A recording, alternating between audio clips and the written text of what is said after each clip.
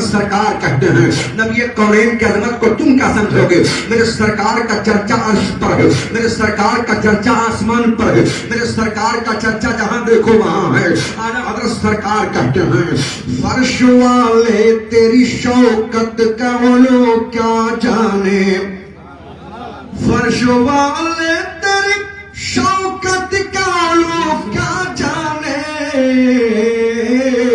خسرواں عرش پہ اڑتا ہے فریرا تیرا، فریرا تیرا، خسرواں عرش پہ اڑتا ہے فریرا تیرا۔ اللہ اللہ، اے نوجوانوں میں آپ سے پوچھنا چاہتا ہوں، میرے سرکار کا ذکر ہر کوئی کر رہا ہے، میرے سرکار کا چرچا سب کے زبان پر ہے۔ نوجوانوں آپ ذرا دل پر ہاتھ رکھ کر کے بتاؤ کہ اللہ کے رسول کا ذکر تم بھی کر رہے ہو؟ صبح سے لے کر کے شام تک اللہ کے نبی پر کتنی بار درود پڑھتے ہو؟ یا رسول اللہ کا نعرہ کتنی بار لگاتے ہو؟ اے نوجوانوں آج ماحول جو چل رہا ہے، اللہ اللہ، چاہے شادی بیاہ کا ماحول ہو، چاہے ایسے ہو، ہمارا نوجوان رات رات بھر ہوٹلوں پر بیٹھ کر کے موبائل کی دنیا میں کھونے کے بعد ناچ اور گانے کے حوالے سے اتنا اللہ اکبر اپنے وقار کو مجروح کر لیا ہے کہ آج مسلمانوں کو حقارت کی نظروں سے دیکھا جا رہا ہے۔ اور جب اللہ اللہ شادی بیاہ کا ماحول ہوتا ہے تو ڈی جے ادھر بھی بج رہے ہیں، ڈی جے ادھر بھی بج رہے ہیں،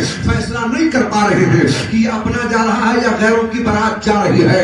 ہمارا یہ آپ کا معمول نہیں تھا پیارے، ہم تو وہ مسلمان ہیں کہ اللہ اللہ ہمارے گھروں سے کل بھی آواز آ رہی تھی، آج بھی آواز آ رہی ہے، اور صبح قیامت تک یہ آواز آئے گی مرد مومن کے گھر سے۔ کتنی عجا کبھی یورپ کے کلی چھاؤں میں، کبھی افریقہ کے تپتے ہوئے صحراؤں میں، دشت و دشت ہے دریا بھی نہ چھوڑے ہم نے، بحر ظلمات میں دوڑا دیے گھوڑے ہم نے۔ اللہ اللہ ہم ہی وہ مسلمان ہے پیارے۔ اے نوجوانوں کیا تمہیں اللہ نے اس لیے پیدا کیا ہے کہ تم راتوں رات موبائل کی دنیا میں کھونے کے بعد اپنی زندگی کو تباہ و برباد کر دو؟ نوجوانوں کیا تم نے نماز کی پابندی کی ہے کہ نہیں کی ہے؟ کیا کبھی اللہ کے رسول کے محبت کا چراغ دل میں جلایا ہے کہ نہیں جلایا ہے؟ آج زبانی تو ہم دعویٰ کر لیتے ہیں، ہاں ہم غوث آدم کے دامن کو نہیں چھوڑیں گے، عطائے رسول کے دامن کو نہیں چھوڑیں گے۔ مسلمانوں دامن ہم نے کہاں پکڑا ہے؟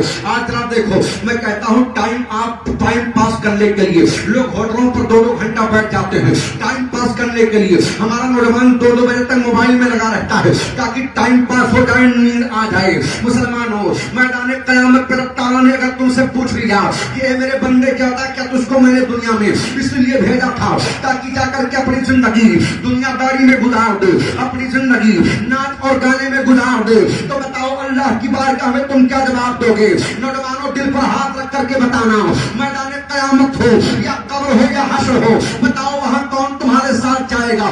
آج ایک بہت بھیانک جملہ لوگ کہہ لیا کرتے ہیں کہ کیا کریں؟ حضرت علامہ محمد کلیم صاحب کی بارگاہ میں حضرت میں تو کوشش کر رہا تھا پر کیا کروں، بچہ پیدا ہوا ہے، گھر والے کہتے ہیں ناچ کروا لو۔ آج ہمارے بچے کی شادی ہے، کیا کروں، رشتے دار نہیں مان رہے ہیں کہ ناچ اور گانا ہونا چاہیے۔ نوجوانوں ذرا دل پہ ہاتھ رکھ کر کے بتانا، جب تمہارے جنازے کو اٹھایا جائے گا، جب تمہاری لاش لوگ لے کر کے چلے گئے، تو بتاؤ قبر میں کیا وہ رشتے دار کام آئے گا؟ نہیں۔ قبر میں کیا تمہارا دوست کام آئے گا؟ نہیں۔ بتاؤ قبر میں کیا تمہارے دوست احباب آئیں گے؟ نہیں۔ قبر میں اگر کوئی کام آئے گا تو دوست اور احباب نہیں ہوگے، قبر میں اگر کوئی کام آئے گا تو وہ دنیا دار نہیں ہوگا، وہ آمینہ کا لال ہوگا، وہ مدینہ کا تاجدار ہوگا۔ لہٰذا اے لوگوں قبر میں جانے کی تیاری کرو، یاد رکھنا قبر میں جانا تو غدار بن کر کے نہیں، وفادار پیغمبر بن کر کے جانا، حضور کا عاشق بن کر کے جانا، تاکہ تمہارے قبر سے اللہ اللہ یہ آواز آئے، قبر میں لہرائیں گے تحسر چشم نور کے، چلوہ فرما ہوگی جب طلعت رسول اللہ کی۔ اللہ اکبر۔ آؤ ذرا دیکھو نوجوانوں زندگی کیسے گزاری جاتی ہے۔ اللہ اللہ، بچہ تو پیدا ہوتا ہے نعمت الہی بن کر، مگر ماں اور باپ ناچ اور گانے کی دنیا میں اللہ اکبر اس کو اتنا گم کر دیتے ہیں کہ بچہ اللہ اللہ ماں اور باپ کا اللہ اکبر گستاخ بن جاتا ہے۔ یہی ماں باپ روتے ہوئے جاتے ہیں علامہ کلیم صاحب کی بلا کی بارگاہ میں، حضرت علامہ شاہ محمد صاحب کی بارگاہ میں، حضرت تعویذ دے دیجیے، بچہ آج ہم کو گالیاں دے رہا ہے۔ میں کہتا ہوں اے میری بہن، کیا بچے کے پیدائش کے موقع پر تو نے بچے کو قرآن پڑھ کے سنایا کہ نہیں سنایا؟ کیا اے نوجوان اپنے بچے کے پیدائش کے موقع پر کیا تجھے حضور حافظ قرآن کو بلا کر کے اذان دلوائی کہ نہیں دلوائی؟ میری ماں اور بہنوں کو چاہیے کہ جب بچہ روئے تو سورہ فلق سورہ ناس پڑھ کر کے کان میں دم کیا کریں. میری ماں بہنوں کو چاہیے کہ جب بچہ روئے تو اللہ کے رسول پر درود پڑھا کریں. درود پاک پڑھنے کی برکت سے ایک تو بچے کی صحت اچھی رہے گی, دوسری بات شیطان قریب نہیں آئے گا, تیسری بات یہ ہے کہ وہ آپ کا بچہ گستاخ نہیں بنے گا. آؤ ذرا یہ ہندوستان ہے پیارے, سن 1932 سے پہلے کا معاملہ